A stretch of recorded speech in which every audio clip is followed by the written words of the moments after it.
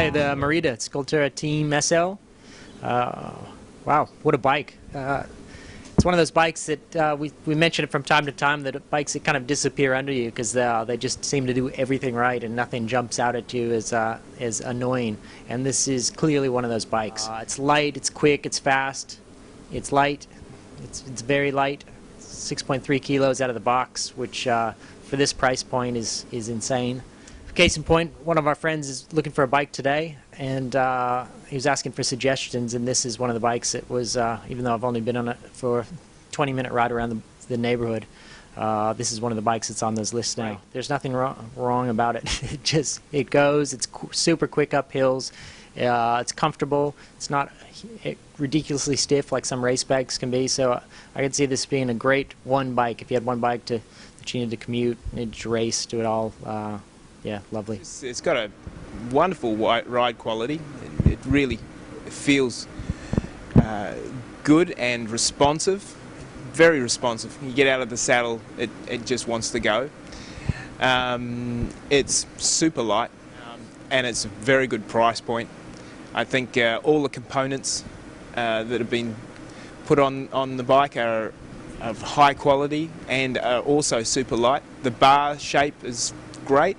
It's got everything for a nice price. It had a slight understeer, very slight. I'm being picky here. It was very slight understeer. The only thing that I found quite interesting, and not disconcerting, but a little bit interesting, was that when you get out of the saddle, you feel very far forward over the bars. So getting out of the saddle and doing a big sprint, you kind of have to adjust your position a little bit. But other than that, there's nothing bad to say about this bike. It's got everything. Out of the box, incredibly light.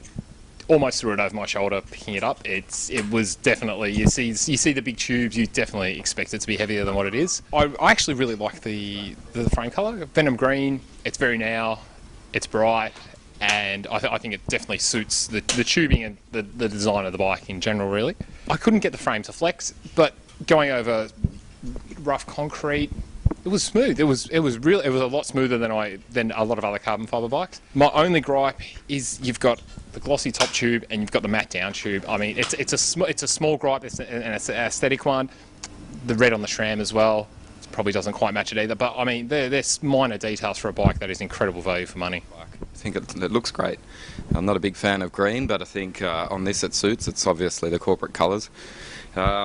Seat post is something that I think stood out when I was setting it up. It's a classic, elegant looking design, and it's functional. It brings you nice forward over the bottom bracket, and it's a good feeling fit, except for the really deep drop on the bars. I don't like that at all. The hoods are fantastic. I like riding up there. Everything was good about it. I came off the Bianchi and then onto the Merida, and there was a big difference. The Bianchi is really harsh. Well, harsh insofar that you feel everything, and this one seemed to soak up a little bit more.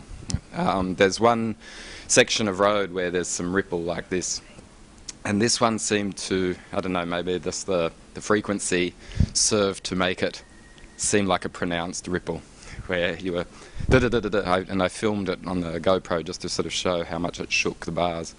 It was just interesting, and after that I went and did that section of road on every bike, and this one seemed to handle it nicely, but it also gave some good feedback. And then going into corners, everything was great. It's an impressive bike. I think this is going to get big thumbs up from everyone. It's light, it's cool, and it's well priced.